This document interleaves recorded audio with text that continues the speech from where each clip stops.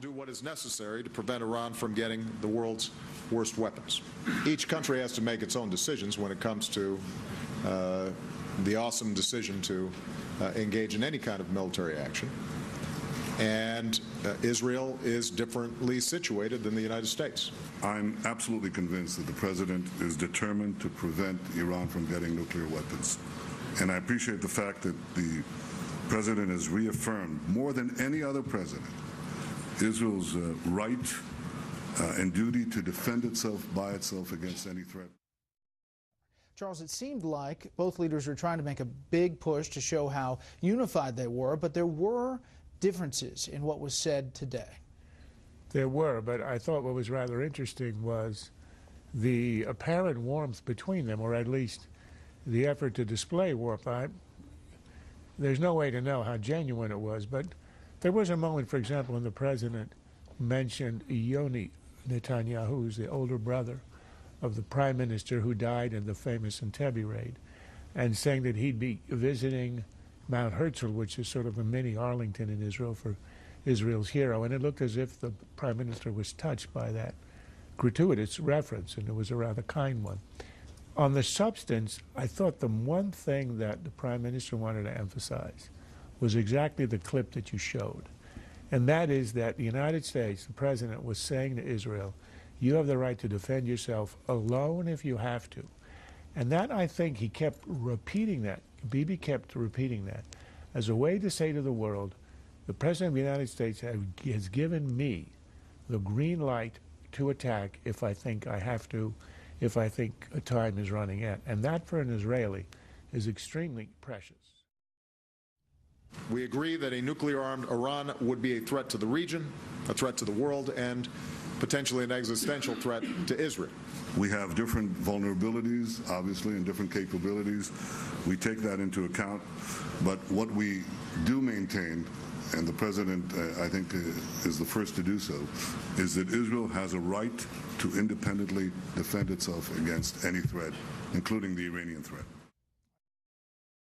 I think one of the reasons that there is either new warmth or an effort to project warmth is because Obama has abandoned the naive view he had when he came into office that he could remake the Middle East and restart negotiations, and that there was a realistic chance of actually having an agreement. You know, he whom the gods would destroy puts in his mind that he'll solve the Middle East problem. So after 3 years of experience with the reality of the Palestinians, no interest in negotiations, walking out and then sort of humiliating the United States by going against us in getting statehood recognition at the UN without any agreement, any concessions, any negotiations. I think with that set aside, and all of the pettiness over the arguments over a settlement here, a fence here, with that on the side and no longer the major irritant, then I think they each can see fairly closely together, look at Syria and look at Iran. And even though there remains a difference over what is the red line with Iran, the fact that Obama seems to have recognized Israel might have to strike earlier, and not only because it has a different perception of what the red line is, but also because Israel has weaker capacity. It doesn't have the strength in its Air Force that the United States has. It might have to strike earlier because it can do less. You think they strike soon? Look, for years I've thought the Israelis will have to strike at some point. The only reason I think they might not, and if they don't, it would be because they may have calculated that they do not have enough to actually severely destroy or severely set back the program Iran has, and that it's all a bluff. But short of that, if Israel has the capacity and thinks it does, I think it will strike if nothing happens, and I don't see any developments in any of these negotiations. I am deeply skeptical of any claim that, in fact, it was the opposition that used chemical weapons. I have made clear that the use of chemical weapons is a game changer. And I won't make an announcement today about next steps because I think we have to gather the facts. When you start seeing weapons that can cause potential devastation and mass casualties, and you let that genie out of the bottle, then you are looking potentially at even more horrific scenes than we've already seen in Syria. It's not a question of when Assad leaves, or if Assad leaves, it's a question of when. Assad will leave power. It's not a question of if, but when. I am confident that Assad's days are numbered. I think Assad must go, and I believe he will go. He's created a red line, and I don't think it will take very long to determine whether they were used or not. I would suspect they have been used, and then he's going to have to do something more than he's done up until now. So I guess that's the question. What is that? What is the something that you're going to do?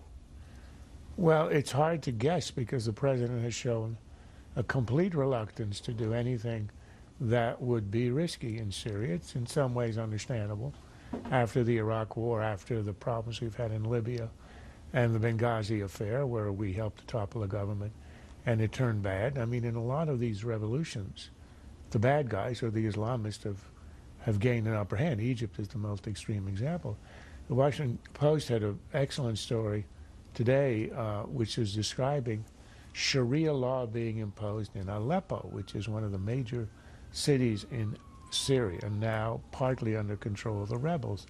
The worst part is that many of these jihadists in Syria who appear to be gaining the upper hand are allied with the al-Qaeda in Iraq and the border right now between Syria and Iraq is one that the government of Syria has lost the control of. So what we are getting in Iraq is a regaining of strength by al-Qaeda, which had been smashed and really almost destroyed by the surge. But with complete American withdrawal, it has come back. And now it appears to have its tentacles in the Syrian revolution. So it is a dilemma. How far do you go today, given that the Islamists are so strong in the opposition? Finally tonight, if you have not yet filled out your NCAA basketball tournament brackets, you better get busy. President Obama made his March Madness picks today. He is going with a Final Four of Louisville, Florida, Ohio State, and eventual champion Indiana. Well, Republicans were not amused by this. The RNC put out an ad. Louisiana Congressman Steve Scalise remarked, quote, his Final Four picks are now late, but his budget is late by 45 days. I think that shows the priorities. His Final Four picks actually made it on time. I would repeat, Ravens by 3. No, okay, all right, here's where I farmed this out to my assistant. Michigan State, Gonzaga, Indiana, Georgetown. This is a complete homer thing. Yeah. Georgetown is the winner because it's in this town. Well, here's mine. Louisville, Ohio State, Illinois, Georgetown for the win. Fair, balanced, and unafraid.